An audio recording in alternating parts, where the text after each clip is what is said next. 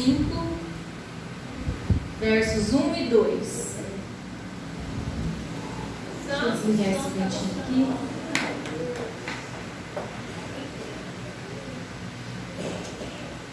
Glória a Deus. Aleluia. Glória a Deus. Aleluia. Meu irmão Gi, meu irmão Leandro, estou feliz que vocês estão aqui. Glória a Deus, família abençoada. Aleluia. Felipe, a Márcia, glória a Deus. Glória a Deus pela presença de vocês. Foi para nós que o Senhor preparou essa palavra, é para nós mesmos. Abre o teu coração. Efésios capítulo 5, no verso 1 diz: Sede, pois, imitadores de Deus, como filhos amados, e andai em amor, como também Cristo vos amou, e se entregou a si mesmo por nós, em oferta e sacrifício a Deus em cheiro suave. Pai, eu te louvo pela tua palavra. Nesse momento, Senhor, eu peço que não seja de mim, mas seja do Espírito Santo. Que não venha, Senhor, da minha boca, mas do céu, para alimentar os nossos corações. Nos edifica, Senhor, com essa palavra. Molda em nós um caráter santo, puro de Jesus. Em nome de Jesus Cristo, Senhor. Modula a tua igreja para ficar com a cara de Cristo. Modula, Senhor, a nossa personalidade, o nosso agir, o nosso falar, para que a gente se pareça cada vez mais com Jesus. Em nome de Jesus eu te peço que corações nessa noite sejam como terras férteis para receber a tua semente boa, pura e santa. Aleluia, aleluia, aleluia. Nós estamos vendo aqui o livro de Efésios. Efésios foi escrito pelo apóstolo Paulo. A história conta que quando Paulo escreveu esse livro, ele estava numa prisão, provavelmente em Roma, em torno de 60 ou 61 depois de Cristo. Paulo estava preso e então vem Epáfras e conta para Paulo o que tem acontecido fora dali, longe de Paulo, que ele não estava sabendo ali, não tinha WhatsApp, Paulo não estava ali toda hora informado do que estava acontecendo no mundo que agora Paulo havia evangelizado. Paulo já havia deixado várias igrejas e agora estava preso por servir e por pregar o evangelho. A palavra diz, a história conta que Epáfras veio e contou para Paulo: Paulo, estão lançando instruções erradas, diferentes daquilo que nós pregamos, estão querendo tirar o ensino de Cristo da mente das pessoas lá fora. E então, imagine Paulo, um apóstolo tão empenhado, tão dedicado, ouvindo essa notícia, de dentro de uma cadeia, sem poder sair para fazer por ele mesmo a obra que ele queria continuar, mas ali preso numa situação, amarrado, sem ter o que fazer. Então Paulo pega um papel, uma caneta e ele começa a escrever a carta de Efésios. A história conta que Paulo escreveu Efésios, Colossenses, Filipenses e Filemão nessa mesma prisão. Imagine, eu quero trazer para a igreja o sentimento. Tente imaginar o sentimento de Paulo ao escrever isso. Talvez Paulo pensasse: são minhas últimas palavras para esse povo. Talvez daqui eu vou ser morto. Talvez Paulo pensasse: daqui eu não saio mais, eu tenho que deixar as minhas últimas palavras. Pensa que o livro de Efésios é um livro muito intenso, muito profundo, justamente porque Paulo se encontrava nessa situação. Então Paulo começa a escrever essas palavras e eu creio que uma das coisas mais importantes e mais fortes que Paulo nos deixou aqui, através do Espírito Santo, é ser imitadores de Deus. Imite aquilo que o Senhor fez. Imite as pisaduras de Cristo. Paulo, quando diz ser imitadores, andar em amor, como também Cristo andou. Como Cristo. Faça como Cristo. Ande como Cristo. Ame como Cristo amou. Eu creio que uma das coisas mais importantes e talvez um foco de Paulo ao escrever essas cartas, talvez as últimas palavras, talvez aquilo que ele mais queria deixar escrito e guardado e revelado para o povo que estava ali recebendo aquelas filosofias estranhas e erradas, né? Que todo tempo, né, irmãos, até hoje, o mundo vem querendo distorcer a palavra do Evangelho. E naquela época já começava isso aí. Então, imagine esse sentimento. Você tentou imaginar o que Paulo estava sentindo? Sentindo assim uma prioridade, o que eu vou deixar, o que é mais importante. Talvez não tinha todo o papel que Paulo precisava, ele teve que dar uma enxugada, uma resumida naquilo que ele precisava que as pessoas, os cristãos ali guardassem. Então Paulo começou a escrever. E isso é algo que me marcou quando eu li esse texto. Sede, pois, imitadores de Jesus. Sede imitadores de Deus. Imite. Como que eu vou viver agora? Eu virei cristão, aceitei Jesus. Imite Jesus. Não tem segredo, não tem nada oculto, é tudo muito claro, revelado. A palavra é luz. E a luz nos revela clareza, facilidade de entendimento. Glória a Deus. E Paulo, então, no livro de Efésios, ele nos dá uma pior notícia, junto com uma melhor notícia. A pior notícia que Paulo diz é: estávamos mortos em nossos pecados. Paulo diz isso em Efésios. Mas também ele diz: a melhor notícia de todos os tempos. Em Deus, através de Jesus, nós ganhamos vida. Deus nos deu vida através de Cristo Jesus. Paulo nos deixa então essa notícia, essa informação, essa boa nova e nos chama a viver de uma maneira digna ao que nós recebemos de Cristo. Paulo nos chama a viver conforme Jesus para que sejamos assim, agradáveis ao Senhor. Aleluia. Aleluia. Então Efésios capítulo 5 no verso 2 nos chama a ser seguidores de Cristo. Quando a gente tem uma rede social, você no Instagram, né? Você vai clicando lá numa pessoa que você achou interessante, ela fala alguma coisa legal, posta coisas interessantes, você vai seguindo, não é? Seguindo uma pessoa, seguindo várias. Mas você verdadeiramente não é seguidor de ninguém. Você vive a tua vida da tua maneira. Quando o Senhor nos chama para ser seguidores de Cristo, é para anular o que a gente achava que era certo, anular aquilo que a gente pensava e agora olhar para Jesus e seguir firme na caminhada que Ele nos ensina.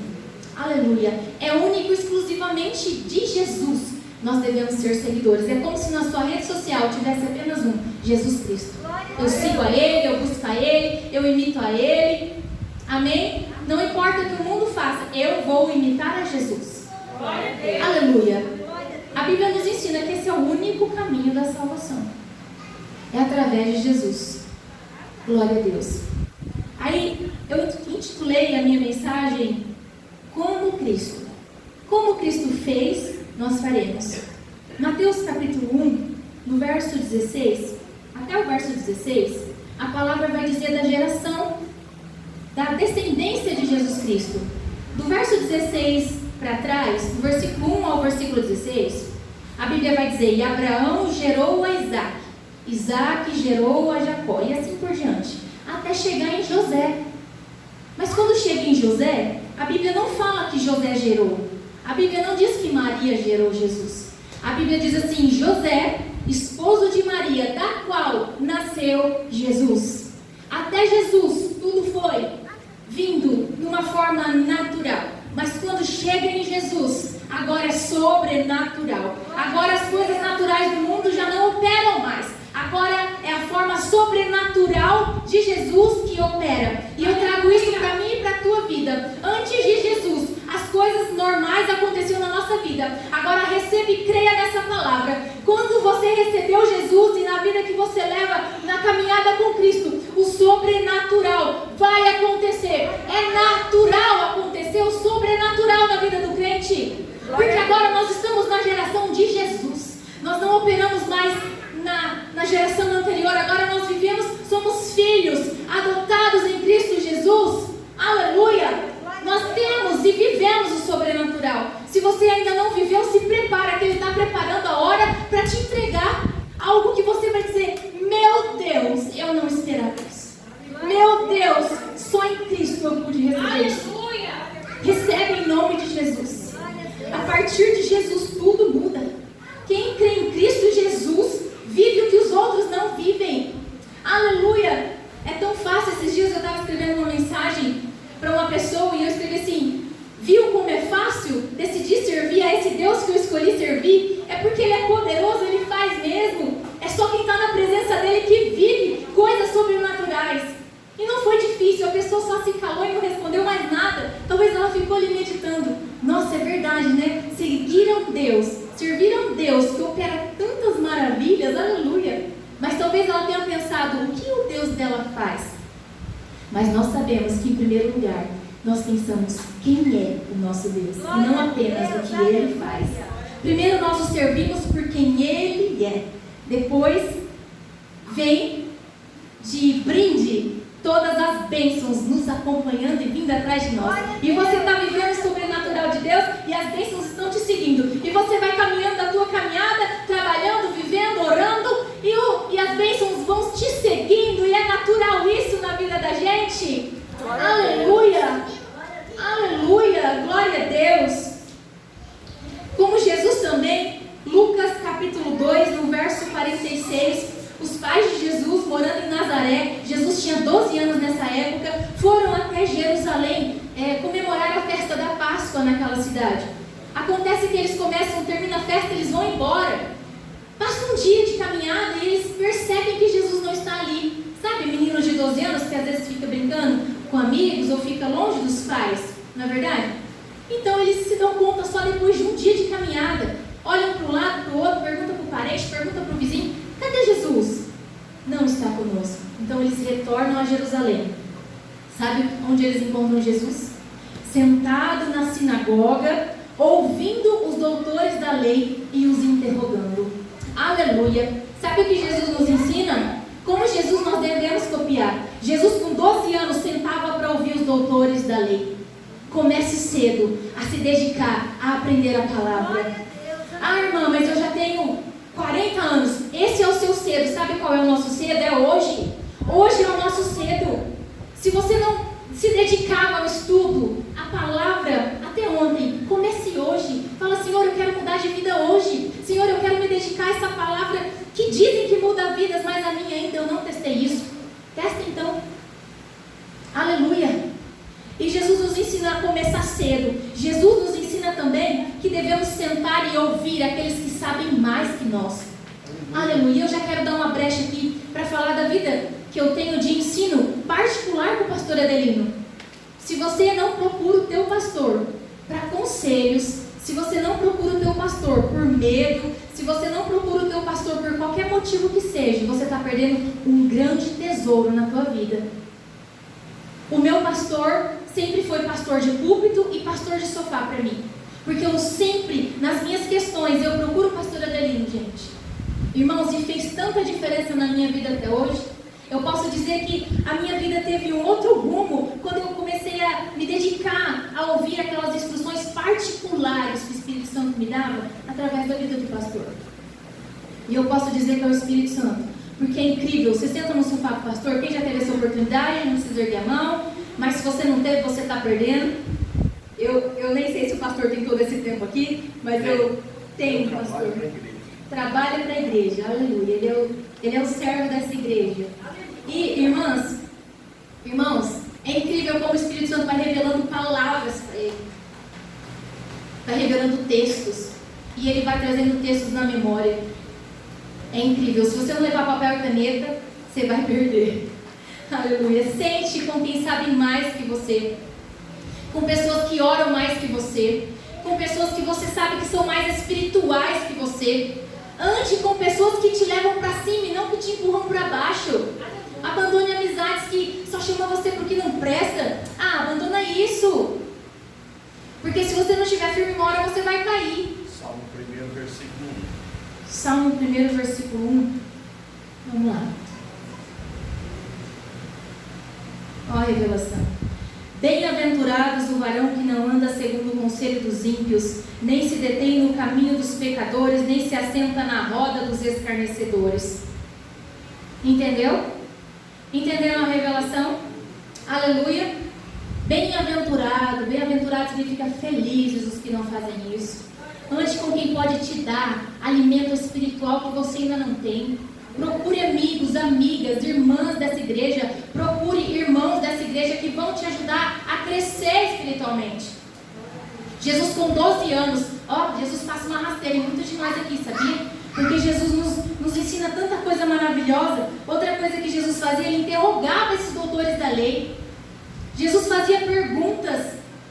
Gente, faça perguntas, não passe nada sem fazer perguntas. Quando você estiver lendo a palavra, quando você tiver dúvida de algo, pergunte para uma pessoa que saiba te dar a resposta. Aleluia! Quando eu estou lendo a Bíblia e eu não acho uma resposta para algo, ou eu mando para o pastor, ou eu procuro no Google, ou eu vou lá no meu comentário bíblico, mas eu não passo a página da Bíblia sem esclarecer aquilo, porque vai ser revelador para a tua vida. Quando a gente começa a tirar as nossas dúvidas, é um tropeço, é uma pedra na nossa frente. Faça perguntas, faça como Jesus. Mateus capítulo 3, no verso 15, diz que João Batista estava batizando os seus discípulos no Rio Jordão. Jesus chega e fala: João, me batiza. João Batista olha para Jesus e fala: Senhor, eu preciso que o Senhor me batize e tu vens a mim. Aí Jesus fala: me convém que seja assim, para que se cumpra toda a justiça. Jesus não precisava do batismo de João, mas Jesus aceitou o batismo de João. Por quê? Jesus era humilde. E como Jesus, nós devemos ser humildes. A humildade é tão importante. A humildade é tão necessária nos dias de hoje. Aleluia. E nesse batismo o Senhor Jesus se oferece ao Pai. Desse batismo para trás, Jesus tinha 30 anos. A Bíblia não conta nenhum milagre, nenhuma cura, nenhuma intervenção, Jesus não tinha expulsado um demônio.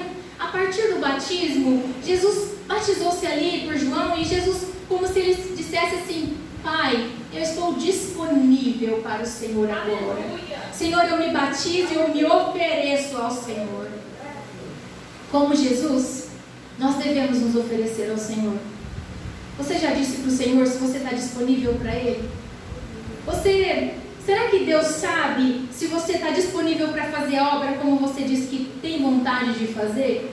Será que o Senhor, se Ele te chamar para algo na obra do Senhor, e você talvez tiver que negar alguma coisa do seu desejo, negar um curso, negar uma amizade, será que você está disposto? Será que nós estamos dispostos a dizer não para as nossas próprias vontades, para dizer sim para Deus?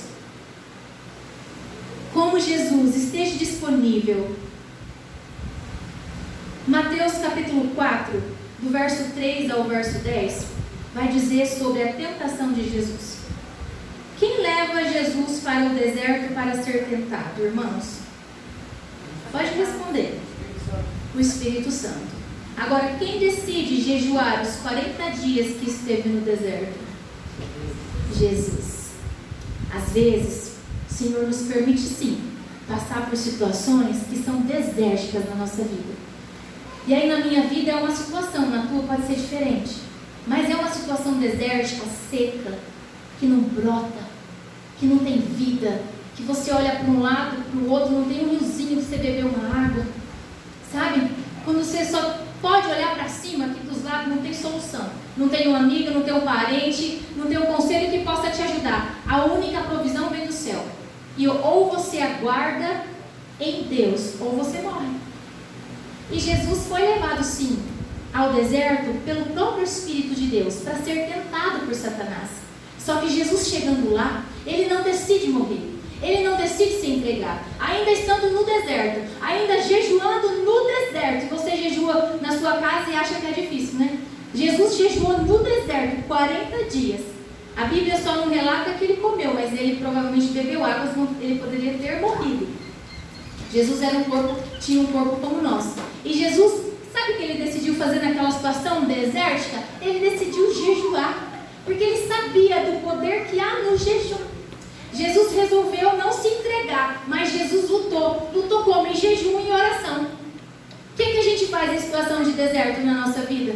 Como Cristo? Jejue, ore e busque a Deus uma solução, que ainda que passe como Jesus 40 dias naquela situação, Deus no 40º dia, os anjos trouxeram alimento e toda a abundância que ele precisava.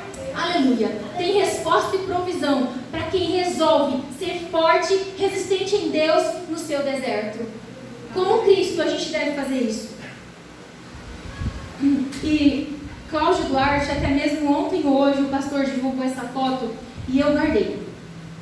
O diabo ofereceu para Jesus, primeiro, ele falou, fala que essas pedras se tornem em pães. Jesus respondeu, nem só de pão viverá o Filho do Homem. Amém? Mas de toda a palavra que sai da boca de Deus. Depois ele levou Jesus, pegou Jesus pela mão, levou ao pico, ao alto do pináculo.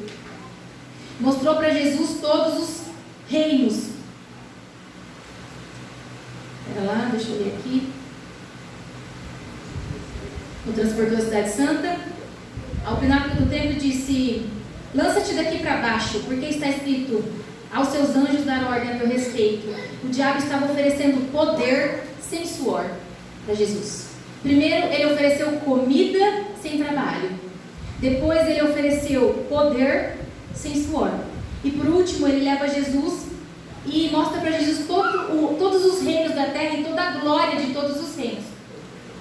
E Jesus disse, vai-te daqui, Satanás, porque está escrito, só ao Senhor Deus adorarás. Ele queria que Jesus o adorasse e ele daria toda a glória de todos os reinos da terra que hoje pertencem a ele. E Jesus então manda ele se afastar. Ele ofereceu fama sem conquista.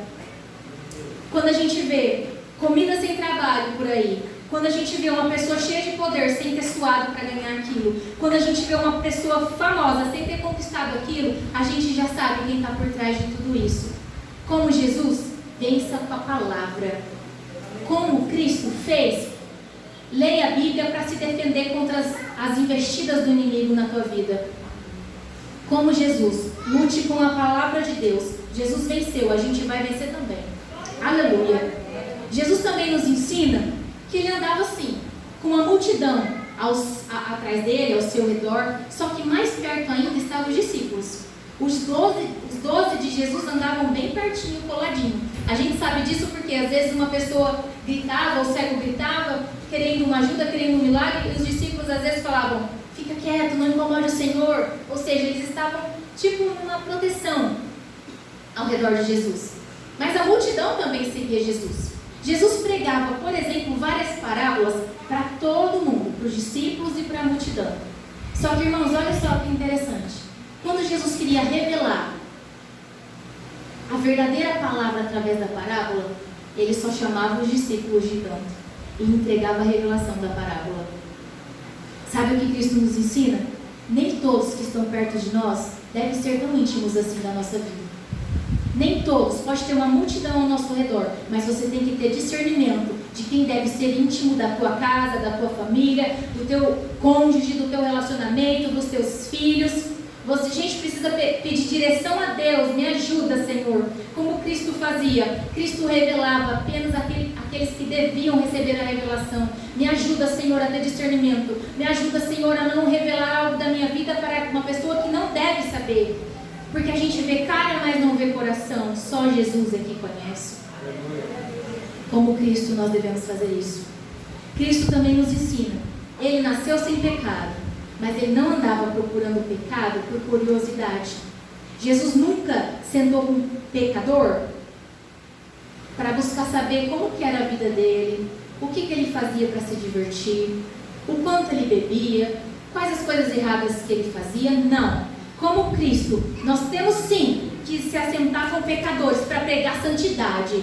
Nós temos sim que sentar com pecadores para pregar o arrependimento na vida daquela pessoa. Nós podemos sim sentar com pessoas como Jesus sentava, pecadores, ladrões de impostos, mas para pregar o Evangelho e ver uma vida transformada. A gente não pode sentar para ouvir e achar legal a historinha que o outro está contando, a piada cheia de palavrões que o outro está contando e rir junto. Não, como Jesus, faça a diferença na vida daquele que você senta. Faça a diferença na vida das pessoas que Ele manda ao seu redor. Ou você acha que certas pessoas têm chegado perto da tua vida à toa?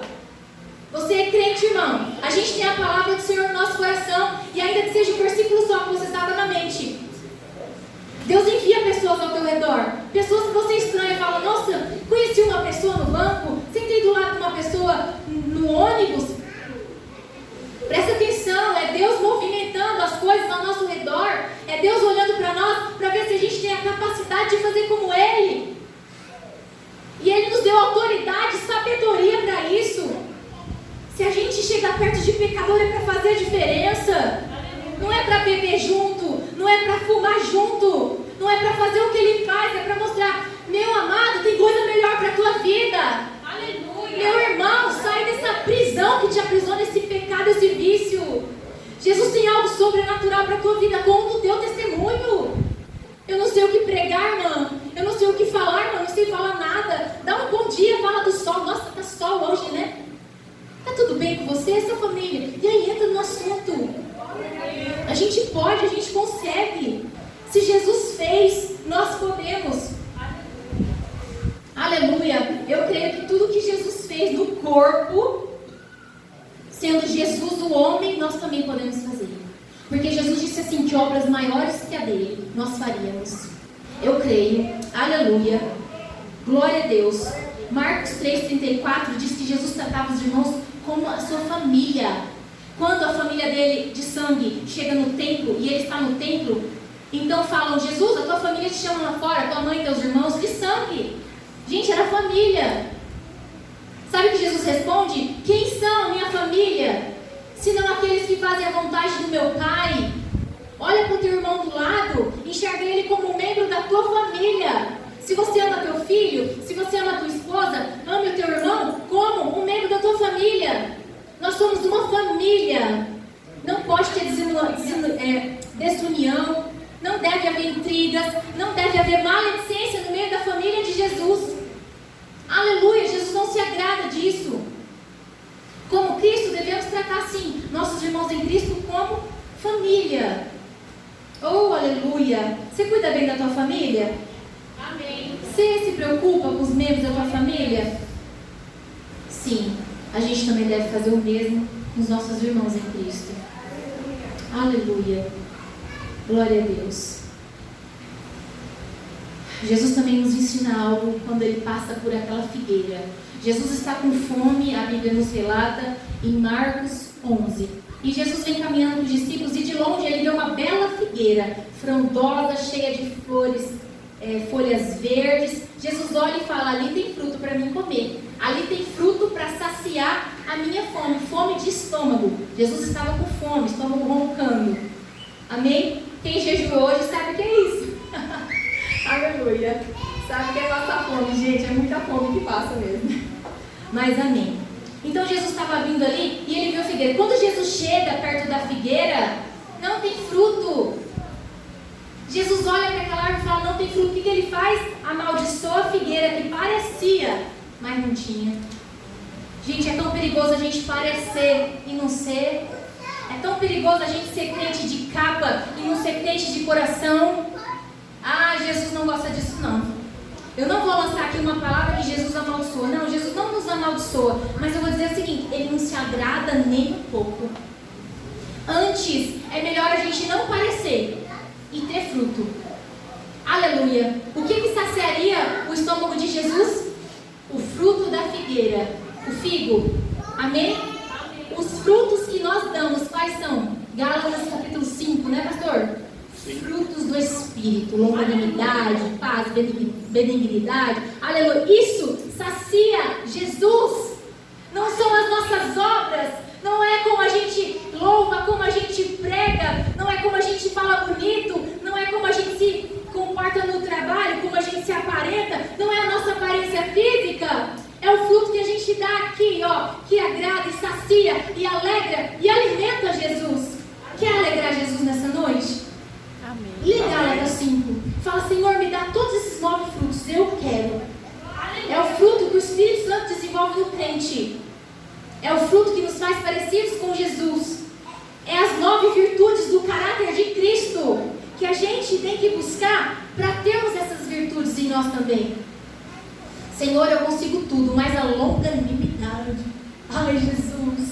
Você tem dificuldade com algum dos 9? Peça para Deus. Eu não consigo ser longa no meu ânimo, Pai. Ai, Jesus, me ajuda. Às vezes eu já vou lá e já boto a boca no trombone e já falo o que eu queria falar. E meu marido me fala uma coisa, eu já respondo na hora. Não sou eu, viu, amor? Você fica quieto aí. Eu não faço isso. Mas a gente tem que buscar. Se tem alguma coisa que você ainda não tem desenvolvido, peça para Deus. O Espírito Santo faz brotar em mim os frutos do Espírito. Que são isso, é isso que agrada a Jesus. O fruto agradaria a Jesus, mas a árvore não tinha. É aqueles que são, a palavra diz em Mateus 23, 27, como sepulcros caiados. Por fora é bonito, aquele túmulo lindo. Quem foi no cemitério dia de finados? Eu fui antes, porque eu fui no velório. Então eu vi aqueles túmulos mais lindos, assim, tem um só de mármore. Nossa, eu fiquei pensando ali como uma casa, né? Um túmulo daquele. Só de mármore, mais lindo, assim. Mas o que tem dentro, irmãos?